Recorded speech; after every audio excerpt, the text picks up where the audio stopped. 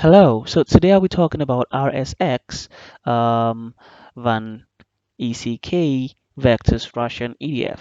So this is actually a good one, and I'll be talking about the reasons why we should actually look at this, and I'll be showing us some of the analysis over time and how it's been faring over the years, and also I'll be showing us key points we should pay attention to once we're looking out for ETFs, right? So now, why did I pick this? Why I picked this is because you can see here that RSX was the first Russia-focused ETF on the market, and it still enjoys first mover status in the form of excellent size and liquidity. So people get to trade this a lot, and it's actually been the oldest, right? So you can get to see here that the fund's pair rank reflects the ranking of a fund's MSCI ESG funds equity score against the scores of other funds within the same pair group, as defined by the Thomson Reuters LEPA Global classification.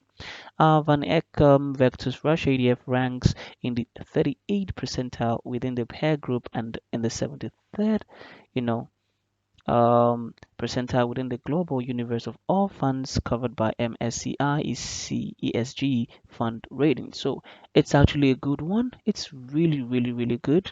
And I'll be showing us one or two things here. You can get a set of chart over time. So if you're looking for stability, if you're looking for, something you can actually trust, we all know that Russia's economy is really good and really solid. It's a very Russia is a very, very rich country. So based on the chart you can see here, this was actually 2008, so a long time ago. So the max is here. You can get to see that's been going all the way up, and it's been dangling up and down here. It's been normal. It's quite stable. It's going up, and here you can get to see that it started going down here due to the crisis, and now you can see that it's going up. So actually, just in case you don't know, Russia has one of the biggest economies in the world, and also Russia has an you know this influence on the stock market because they're very rich. And if you take a look at some of the ratings here, this is for the max. So if you look at for example for 5 years, you can get to see that what I'm talking about makes a lot of sense. You can see that it's really stable and really good, except for this drawdown here. We all know the reason, due to the whole coronavirus thing. And you can get to see that here's the performance, right? Can get to see that for 1 month, of course, negative 7.94 due to the situation at the moment. For 2 years, 2.82, and for 5 years, 10.23%. So this is an indication to letting you know that this is something you can invest over time. So if you're looking for long-term investments, you should actually look out for this particular ETF because it's really, really good. And if you get to look at some of the parameters I actually check out before I go for an ETF, right? I always talk about looking out for the assets under management. Now you can see here that the assets under management for this is actually approximately $1 billion. So let's not forget that this 0.05 billion is also money, but $1 billion actually a huge sum of money under management. So and the average daily volume is actually $115.10 million. So people get to trade this particular ETF every day.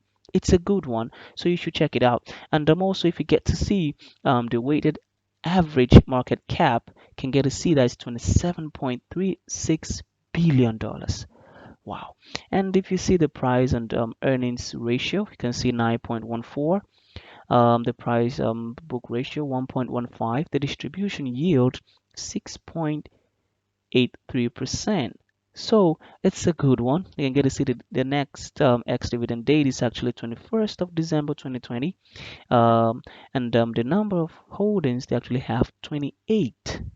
So it's really good. If you get to see some of these parameters, you'll be impressed, and you really want to go for it.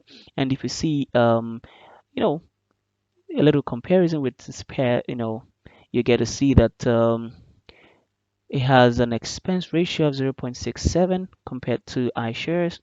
You can get to see that it has the Y to D return of negative 16 This has negative 23, and the assets under management is quite big. You see, $1 billion, and this compared to the 400 and you know 14 point 58 million. And number of holdings 28. This has 26, and the average speed approximately $0.01 compared to 0.03. So now let's talk about the top 10 um, countries. You can get to see, of course, Russian Federation has the highest percentage by 78.10%.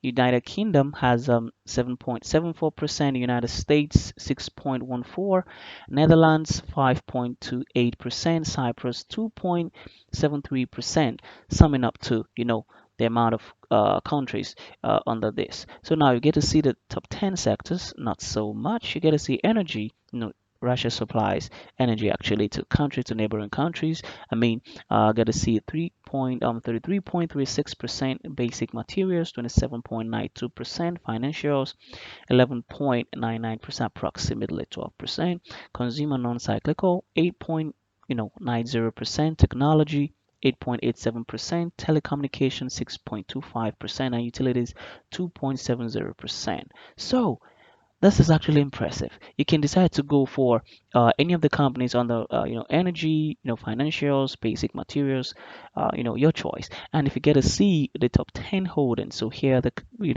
great companies. I'm sure you'll be familiar with a lot of companies here. Can get to see they have Sberbank 8.26%, the Gazprom, which is very famous, people know it, people trade this, 7.79%, oil company, Luko 6.78%, MMC 6.12, Novatech 5.91, Magnete 4.96, Tatneft 4.83, Polius 4.82, Yandex 4.79%, and Rosneft oil goes for 4.62.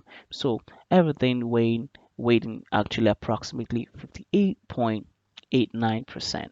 So this is quite impressive, really good. You can just decide to go for any of these companies. For me, I'll go with the one with the highest. I'll go for maybe the top three. Maybe it's Bank, Gazprom, and maybe oil company. Not forgetting the fact that all these houses are good, right? So if you get to look at the expense ratio, you get to see everything like I said before. And if you scroll a little down here with me, you get to see that the daily speed is really quite good. So aside this place that was really high, that was before the whole pandemic thing. I mean, during the pandemic, you get to see that was really high. And now people are still doing it, still normal. People are really, keying into this. So what are you waiting for? Pick this as one of the long-term investments should you be looking out for one. So you can get to see the volume as well. People have been trading it, and now it's still people are still trading it, you know so it's really really really good.